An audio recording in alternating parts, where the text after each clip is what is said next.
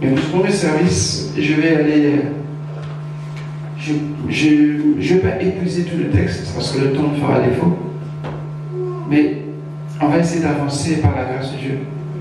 Et j'aimerais que tu puisses être attentif et autant que cela t'interpellera, tu garderas ça dans ton esprit et tu prieras en conséquence.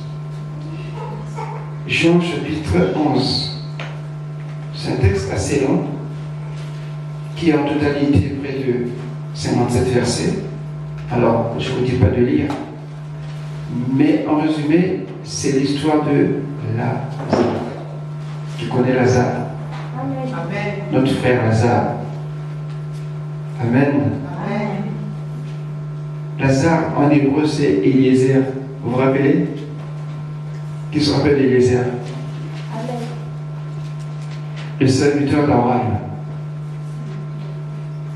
Et en grec ça donne Lazare, qui signifie le secours de Dieu. Et cet homme, Lazare, dont on nous parle ici au verset 1, on nous dit, il y avait un homme malade, Lazare, de Béthanie, village de Marie et de Marthe, sa sœur. Et juste après, on nous dit, c'était cette Marie qui oignit de parfum le Seigneur et qui lui essuya les pieds avec ses cheveux. Et c'était son frère Lazare qui était malade.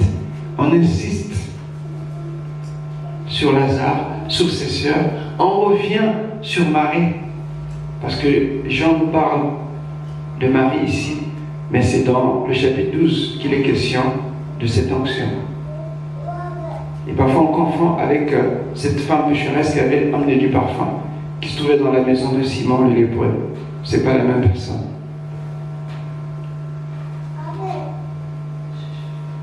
Ce texte introduit quelque chose de difficile. Parce qu'on nous apprend que les deux sœurs vont envoyer dire à Jésus, voici celui que tu aimes est malade. Donc Lazare est malade.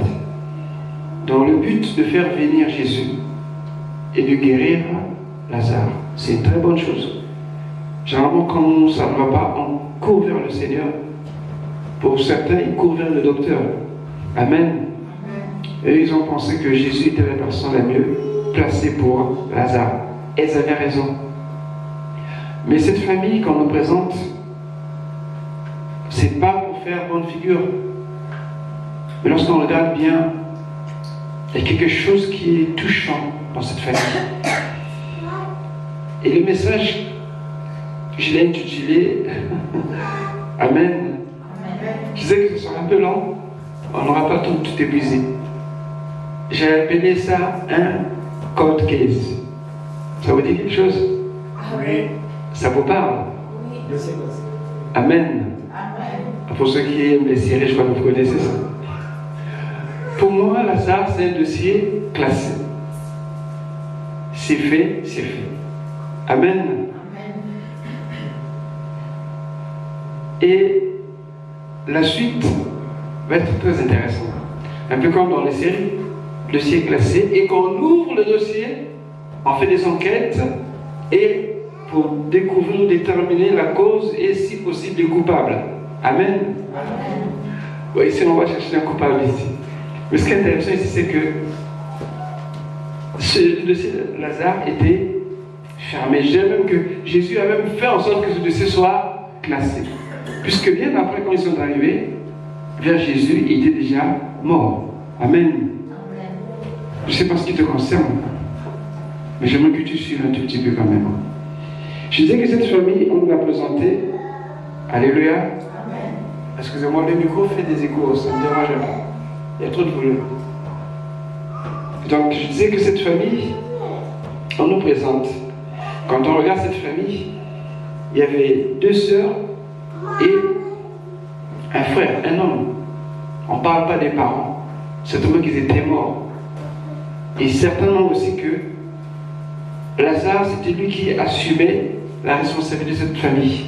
Et voici, il est malade près de la mort. Alors les deux sœurs, peut-être désespérées, ou bien se rappelant que Jésus était là, qui pouvait faire quelque chose. Et donc, elles n'ont pas attendu, elles ont dépêché un émissaire pour aller voir Jésus. Et quand il est arrivé, la Bible dit que Jésus a passé encore du temps. Il est resté 2 jours encore. Et lorsque Jésus se tourne au tombeau, Marie va dire que ça fait 4 jours. Donc on peut compter. Le temps que le messager arrive, il était déjà mort. Et 2 jours qui suivaient quand Jésus est reparti, ça faisait donc 4 jours. Et donc, le corps était déjà en décomposition.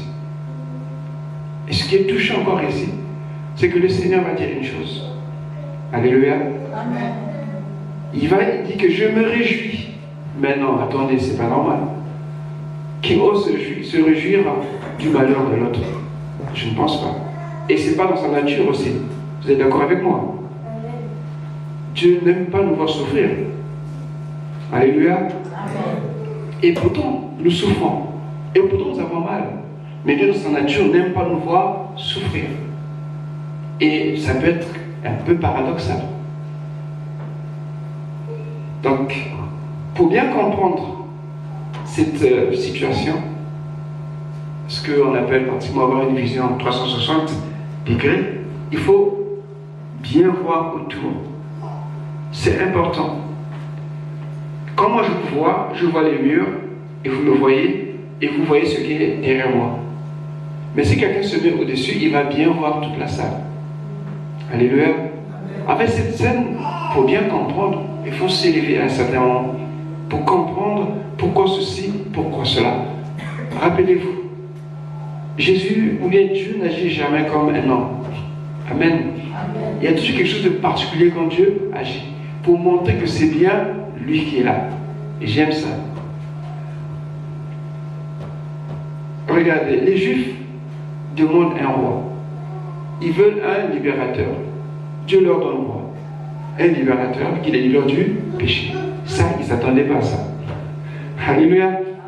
Ils voulaient un guerrier, un homme politicien habile dans les démarches. Mais Dieu leur envoie un libérateur qui les libère du péché. Ils voulaient un royaume. Ok? Dieu leur envoie un roi qui va leur offrir un royaume spirituel. Alléluia. Et les Juifs, ils ne comprenaient rien toujours. Mais Dieu répond aux attentes. Mais sauf que l'homme n'est pas toujours préparé à recevoir ce que Dieu donne. Parce que nous avons des vues arrêtées. Nous sommes limités. Et nous voulons comprendre les choses à la manière des hommes et non à la manière de Dieu. Il y a des situations qui nous échappent.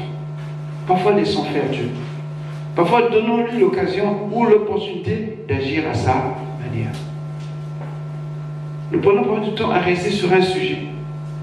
C'est peut-être bien, peut-être pas. Mais si Jacob était arrivé à boiter, c'est parce qu'il était obstiné à avoir une bénédiction. Alléluia. Alors parfois, laissons Dieu prendre les choses en main. Et c'est ce qui va se passer ici. On peut dire que cette famille était vraiment éprouvée. Le verset 15 dans ce chapitre nous dit ceci. C'est Jésus qui parle. Et à cause de vous, afin que vous croyiez, je me réjouis de ce que je n'étais pas là, mais allons vers lui. Jésus ici annonce qu'il est mort. Donc on va. Mais il se réjouit. Ça paraît c'est bizarre quand même. Qu'il soit le seul à être content, à se réjouir de cette situation, alors que Marthe et Marie sont en larmes. Et ceux qui ont assisté sont tous dans le deuil. Mais lui qui a même donné la vie de guérir, on a vu qu'il a guéri, lui il se réjouit. Est-ce que c'est le malheureux qui se réjouit? Non, pas du tout. Mais une situation qui dépasse Marie, Marthe et tous les autres, et même ses disciples, que eux ils ne voyaient pas, mais que Jésus seul voit. Dans ta situation, il y a des choses que tu ne vois pas, que tu ne comprends pas, et pourtant que tu vis, que tu traverses, mais là-haut, lui il a un regard plus grand que toi. Et il te regarde. Et il sait là où il t'emmène. Mais parfois, nous résistons. Parfois, nous prenons autorité même contre Dieu. Alléluia. Surtout que les chrétiens savent maintenant lier, chasser. Ah là, franchement, vous avez des diplômes pour ça. Parce que même parfois Dieu, on les chasse. Au nom de Jésus. Parce qu'on ne comprend pas toujours la volonté du Seigneur. On pense que tout se pose à nous, forcément, c'est un ennemi adversaire qu'il faut chasser. Non, pas toujours. Et j'ai toujours dit qu'il est bien de comprendre, de connaître la volonté du Seigneur. Mais comment? En passant dans la méditation, dans la prière, dans les partages, dans tout ce que Dieu nous donne à faire, notamment le servir. Le serviteur connaît son maître. Mais ce qui n'est pas serviteur, il ne connaît pas son maître. Le verset 3 et le verset 6, ce que je disais tout à l'heure, les sœurs envoyèrent dire à Jésus, Seigneur, voici celui que tu aimes est malade. Et il continue, après avoir entendu cela, Jésus dit, cette maladie n'est point à la mort, mais elle est pour la gloire de Dieu, afin que le Fils de Dieu soit glorifié par elle. Il fait croire aux disciples qu'il n'y a pas la mort. Alléluia.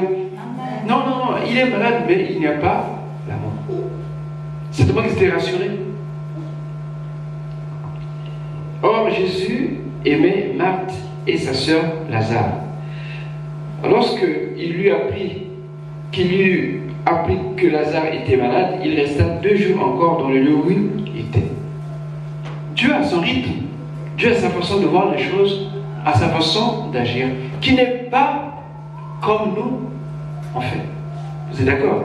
Oui. Nous, quand ça ne va pas, qu'est-ce qu'on fait directement? On cherche une solution. On court voir le médecin. On court voir quelqu'un qu'on connaît qui peut nous aider. Bon, aujourd'hui encore, par la grâce de Dieu, on peut prendre le temps de prier, mais généralement, on pense aussitôt à une solution. Comme Marie et Marthe l'ont fait. Et même si c'était moi à leur place, je n'aurais pas eu le courage de prier. Alléluia. Il ne faut pas se mentir parce qu'on est ici, non. On est tous pareils. Qui aujourd'hui, quand tu vas voir son enfant malade, va d'abord courir chez le pasteur. Oui, tu peux le faire, mais la première réaction que tu as, c'est aller aux urgences. Amen. Ensuite, tu diras, pasteur, nous sommes à l'hôpital. Un tel est malade. C'est normal.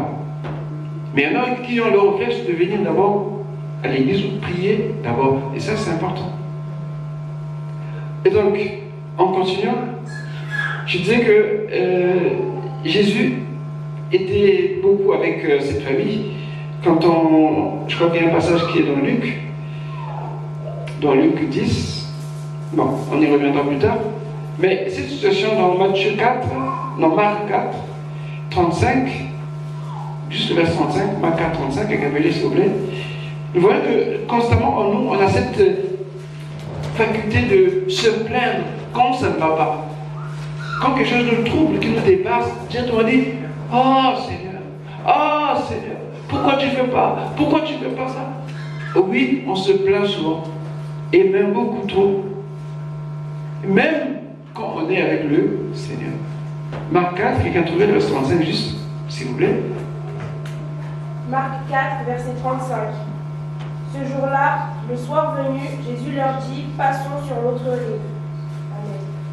Continue. Après avoir renvoyé la foule, ils l'emmenèrent dans la barque où il se trouvait. Il y avait aussi d'autres barques avec lui. Un vent violent s'éleva et les vagues se jetaient sur la barque, au point qu'elle se remplissait déjà. Et lui, il dormait à l'arrière sur le coussin. Ils le réveillèrent et lui dirent, « Maître, cela ne te fait rien que nous soyons en train de mourir ?» Il se réveilla, menaça. Voilà, juste ça, merci. Amen. Amen. Cela ne te fait-il rien que nous périssons? D'autres se disent, cela ne t'inquiète-t-il pas que nous périssons? Ça, c'est en nous, c'est normal. Je suis malade, je souffre. Seigneur, tu ne vois pas que je souffre? Tu ne vois pas que j'ai mal? Tu ne vois pas que ça tarde? Ah oui, c'est vrai que ça tarde. C'est vrai que ça fait mal. Tout ça, Dieu le sait. Les disciples étaient dans la barque avec Jésus. En fait, pour eux, ils voyaient que leur crainte, leur peur, leur tout, quoi que fondé, devant Dieu ne comptait pas. Mais ils se trompaient. Ils se trompaient. Tout comme nous nous trompons aussi. Parce que la situation qui nous fait face paraît toujours plus grande ou à des proportions tellement élevées qu'on sait que Dieu, tu n'as pas pitié de moi. Ça ne te fait rien que je sois dans cet état, au chômage, que je sois dans cet état. Je n'ai pas d'enfant, je n'ai pas de mari, je n'ai pas de femme. Seigneur, ça ne te fait vraiment rien qu'on me traite comme ça. Honnêtement, alléluia. Amen. Qui s'est déjà posé cette question? Ah oui, on se pose cette question. Oui. Pourquoi j'ai échoué? Pourquoi ça n'a pas marché? Ça ne te fait rien, vraiment ça ne te fait rien. Et le Seigneur, qu'est-ce qu'il dit? Parfois Dieu parle, mais tellement on s'est emporté par cette question, par cette situation, on n'entend pas Dieu nous parler. Alléluia. Amen. Non, on n'entend pas Dieu nous parler. Et on recommence. Et on se lasse, on se fatigue, après on se décourage. Non. Dieu s'inquiète de toi. Dieu prend soin de toi. Dieu prend soin de nous. Ce qui nous fait mal nous touche. Ça doit changer notre façon de faire face à la douleur, à la déception, ou parfois aux aléas de la vie. Le savoir, bien aimé, c'est une protection. Quand tu souffres, quand tu as mal, et que dans ton cœur, tu sais que tu es le Seigneur avec toi, tu ne vivras pas la même chose que celui qui n'a pas d'espérance. Parce que toi, tu sais que même dans pareille situation, le Seigneur est avec toi. Amen. Et ça change notre façon de voir. Ça change beaucoup. Parce que le monde veut voir tous les chrétiens complètement soit riches, soit pauvres. Alléluia. Vous priez, non? Mais pourquoi ça t'arrive? Mais non. Dieu n'est pas un homme. Il ne voit pas les choses comme toi et moi.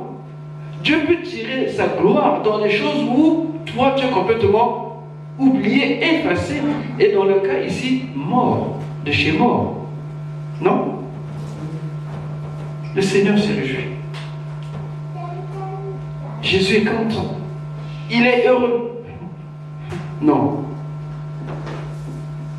Y a-t-il quelqu'un ici que Dieu pourrait être heureux? Alléluia. Amen. Quelqu'un ici veut dire que Seigneur soit réjouissant de ma situation. Ou bien Seigneur, enlève-moi cette situation, je n'en veux pas. Ça fait trop mal. Je souffre, tu ne vois pas. Seigneur, que ça change. Alléluia. Amen. Ah là, ça fait un peu mal ce que j'ai dit là. Est-ce que ça va? Alléluia. Amen.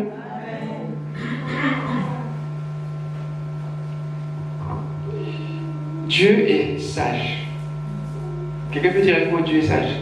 Dieu est sage. Notre Dieu est sage. Et aussi intelligent, rassurez-vous. Alléluia. Amen. En lui, il y a le conseil, il y a la sagesse, il y a l'intelligence. Dieu est très sage. Et cette sagesse nous dépasse. Regardez ce que Paul dit dans 1 Corinthiens 2. Avant de lire ce message, j'ai pensé à ça. Je dis, mais on ne prend pas souvent garde à certaines choses. 1 Corinthiens 2, on peut prendre à partir du verset 5. Afin que votre foi fût fondée non sur la sagesse des hommes, mais sur la puissance de Dieu. C'est-à-dire, notre foi ne vient pas des discours habiles des hommes. Vous savez, il y a des gens qui ont la rhétorique, qui savent parler. Hein. Quand tu parles, tout le monde dit Amen, tout le monde. Tout ça, c'est une spéculation. Mais notre foi doit être fondée sur la puissance de Dieu. Ce que Dieu est capable de faire, c'est-à-dire de la résurrection de Jésus. Ensuite, cependant, c'est une sagesse que nous prêchons parmi les parfaits.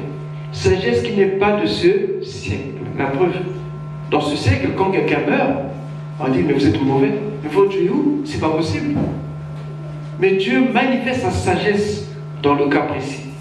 Sagesse qui n'est pas de ce siècle, ni des chefs de ce siècle, qui vont être anéantis. Nous prêchons la sagesse de Dieu, mystérieuse et cachée, que Dieu, avant les siècles, avait destinée pour notre gloire. Ce que nous sommes en train de faire là. Cette sagesse-là, Dieu l'avait prédestinée pour notre gloire. Alors je vous rassure que ce n'est pas les situations, les temps présents que nous vivons, les difficultés que nous avons, qui vont nous enlever de cette présence, de cette gloire. Non, ça n'arrivera pas. Donc nous restons fermement attachés au Seigneur. Ça n'arrivera pas. Et nous allons voir la démonstration avec Lazare. Ensuite, sagesse qu'aucun des chefs de ce siècle n'a connue. Car s'ils l'eussent connu, ils n'auraient pas crucifié le Seigneur de gloire. Les hommes ont cru qu'il faisait quelque chose de bien. Mais même dans ce qu'ils croyaient être bien, Dieu avait le contrôle. Dieu avait le contrôle. Bien-aimé, Dieu a le contrôle. Dans ta vie, de A à Z, Dieu a le contrôle. Oui, je comprends ce que tu dis dans ton cœur. Mais si c'est ça, pourquoi ceci, pourquoi cela? Moi aussi, je me pose la question. Mais je sais qu'en dépit de ça, Dieu a le contrôle. Ce que je suis aujourd'hui, ne sera pas ce que je serai demain. Forcément, il agira. Forcément, alléluia, il agira. Rappelez-vous de cette femme samaritaine. J'aime bien le texte qui commence par il fallait que Jésus passe par là, Samarie. Oh, alléluia. Il fallait que Jésus. Vous savez qu'il y a des choses que Dieu se doit de faire lui-même. On n'est pas obligé de prier, parfois pas besoin. Dieu sait, il a son agenda, il va le faire. Qui sait si tu n'étais pas sur la trajectoire? Peut-être pendant que tu veux chercher à prier, à jeûner, tu n'es plus sur la trajectoire. Non, Dieu sait, il y a des choses que Dieu a arrêté qu'il va faire et il va le faire. Que tu pries, que tu ne peux pas, il va le faire. Regardez bien dans la Bible, il y a des gens qui ont été guéris, qui n'ont jamais demandé d'être guéris. Non? Il y a des choses que Dieu fait. Il nous demande juste d'avoir confiance, d'avoir foi. Et ce que le Seigneur demande. Quelques traits de la sagesse de Dieu que nous voyons ici. Je reviens à Lazare. On nous parle de Lazare dans 3 références. Ici, dans le premier verset, il avait un homme malade, Lazare. Cet homme malade s'appelle Lazare. C'est-à-dire, le secours de l'Éternel est malade. Mais c'est impossible. Ça veut dire que son secours ne manque pas dans la détresse. Comment il peut être malade? Mais Lazare était physiquement malade. On parle de Lazare. Ensuite, dans le chapitre suivant, au verset 2, qu'est-ce qu'on nous dit? Voilà. 6 jours avant la Pâque, Jésus arrivait à Béthanie où était Lazare qu'il avait ressuscité des morts. On le présente. Mais rassurez-vous, le verset 10. Là, ça change. Remarquez que Lazare n'a pas dit un seul mot. Alors que tout le monde, tout ce qui se passe autour de Lazare. Il n'a rien demandé, il n'a rien dit. Ça, c'est ce qu'on appelle un acteur passif. Il est là, sans être là. Il n'agit pas, il ne parle pas. Mais tout se déroule autour de lui.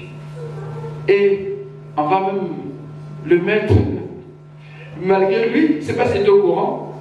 Le fait qu'il soit ressuscité est devenu un problème. Il y a d'autres aussi, quand Dieu les bénit, ça devient un problème. Amen. Le verset 10 dit quoi? Jean 12. Les principaux sacrificateurs délibérèrent de faire mourir aussi Lazare. Mais qu'est-ce qu'il a fait? Il venait juste de revenir de la mort. Et déjà, on pensait encore à le tuer. Ah, c'est terrible quand même. Et Lazare nous dit, il ne parle toujours pas. C'est une façon de vivre d'une personne qui s'attend au Seigneur. Il ne dit rien. Mais Lazare, c'était quelqu'un qui aimait le Seigneur, c'était un ami du Seigneur. Ils se connaissent depuis longtemps. Parce que tous ceux qui étaient avec Jésus n'ont pas suivi comme les 12. Il y en a qui étaient restés. Mais il y en a qui étaient dans d'autres villes. Joseph d'Arimathée, Nicodème, Lazare ici, et bien d'autres aussi. Sur de Damas, il y avait Céphas et un autre disciple, je ne sais pas si vous vous rappelez. Donc il y en avait beaucoup. Mais il n'y a que 12 qui le suivaient. Alléluia. Amen. Donc, voyons que Lazare ici, c'est un acteur, mais passif. Pendant que tout se focalisait sur la mort de Lazare, Dieu, lui, il voyait qui? Son fils. Et son fils se concentrait sur la volonté de son Père. Vous voyez comment ça se passe? Tous les mois, on a un problème. On pleure, on crie, on se lamente, on est dans tous nos états. On cherche la face de Dieu. Mais Dieu, lui, ce n'est pas ça qui le préoccupe. C'est son fils. Et le fils, ce qui le préoccupe, ce n'est pas ça. C'est la volonté de son Père. Alléluia. Amen. Donc vous voyez que Jésus se réjouit. Pourquoi? Parce que quelque chose va se passer. Qui a été arrêté depuis le ciel, dans le conseil divin, qui était sur le point de s'accomplir. Partons de cette situation. Rappelez-vous de Job. J'ai dit que Job avait, même s'il connaissait le prix de combat, il ne devait rien se passer. Parce que Dieu s'est décidé depuis le ciel. Il n'a fait que subir le pauvre. Amen. Alléluia. Mais quand Dieu a dit que stop, la Bible dit qu'il a été restauré. Il a eu le double de ce qu'il avait perdu. Comme quoi, avec Dieu, rien n'est impossible. Tout est possible. Cette année, c'est possible. Amen. Dieu est grand et Dieu est bon. Amen. C'est notre essor de penser, de réfléchir. C'est normal. Il y a une part qu'on peut faire et une part que Dieu va faire. Ne nous précipitons pas. Je crois que c'est Isaïe qui dit ne partez pas avec précipitation. Votre délivrance se fera dans le calme. Parfois, il nous manque un temps de nous reposer. Il nous manque un temps de nous confier, de nous remettre entre les mains du Seigneur. Vite. Et quand le Seigneur s'en fait quelque chose, vite. Et voilà. Il se passe des choses parfois désagréables. Mais il faut aussi qu'on apprenne aussi à s'attendre au Seigneur. Et je viens encore sur Marthe et Marie. Donc je disais que pour la première chose, concernant les traits de la sagesse de Dieu, nous avons vu le cas de Lazare qui ne parlait pas, mais Dieu était là. Et je trouve que c'est merveilleux. Quand Dieu prend ta défense, quand Dieu prend les choses qui te concernent à son compte, il n'y a pas meilleur repos que ce moment-là. Les gens sont surpris. Ils disent, mais comment tu fais? L'Esprit de Dieu me dit, mais j'ai jeûné pendant 7 jours. Alléluia. Amen. Ah, mais j'étais parti en retraite. En réalité, tu n'as rien fait. Mais puisqu'il faut qu'on parle de toi, il faut qu'on dise que tu pries, que tu... Voilà. Parce qu'aucun de nous ne mérite tout ce que Dieu donne. Personne ne mérite. C'est la grâce de Dieu. C'est parce que tu as prié. Il y en a qui ont prié plus que toi, mais qui n'ont jamais rien reçu. Pourquoi tu veux faire croire aux autres parce que tu as prié? Bénis Dieu, Dieu t'a fait grâce. Tu as prié pour toi-même, c'est bien pour ta foi, c'est bien pour ta vie spirituelle, c'est bien pour ta croissance. Mais ce n'est pas ça qui a fait que Dieu puisse te donner. Et puisque tu cherches d'autres non même sans prier. Amen. Et parfois ça peut choquer, mais c'est vrai. Oui. C'est vrai. Parce que nous voulons toujours mettre un autocollant spirituel dans tout ce que nous faisons. Écoutez, on ne peut pas influencer Dieu, ni on ne peut pas aussi, comment dire ça, influencer Dieu parce qu'on a fait, parce qu'on a fait. Non. C'est pas comme ça. Sinon Dieu serait vraiment que pour quelques-uns seulement. Mais Dieu nous aime tous. Qui que tu sois, Dieu nous aime.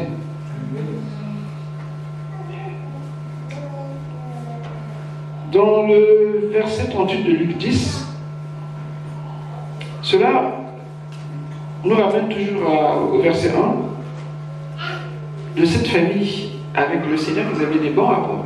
C'était vraiment des amis. La première notion que nous avons de Marthe et Marie se trouve dans Luc 10, verset 38. Rappelez-vous. Parce que Jésus passait souvent par Béthanie. Et Marthe était beaucoup dans l'activité. Vous vous rappelez?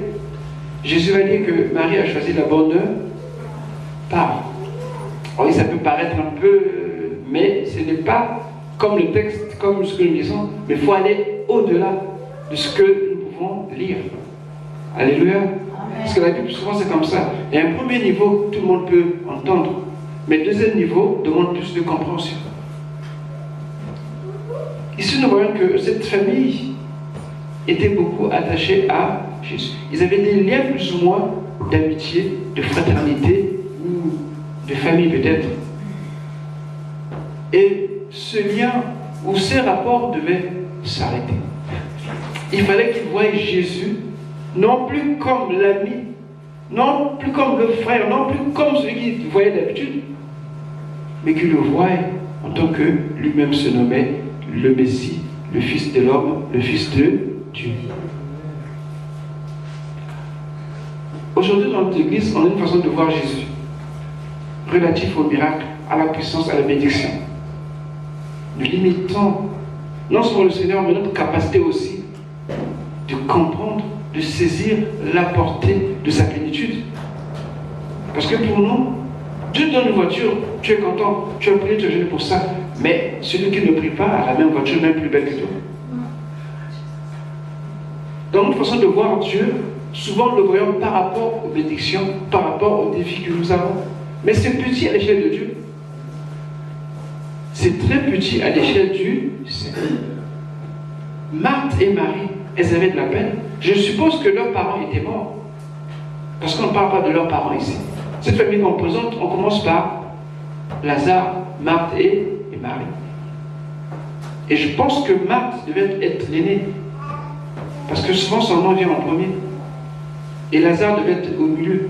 Et comme c'est l'homme de la famille, c'est seulement que c'est lui qui devait s'occuper de ses sœurs. Et voilà qu'il venait de mourir. Et c'était très difficile.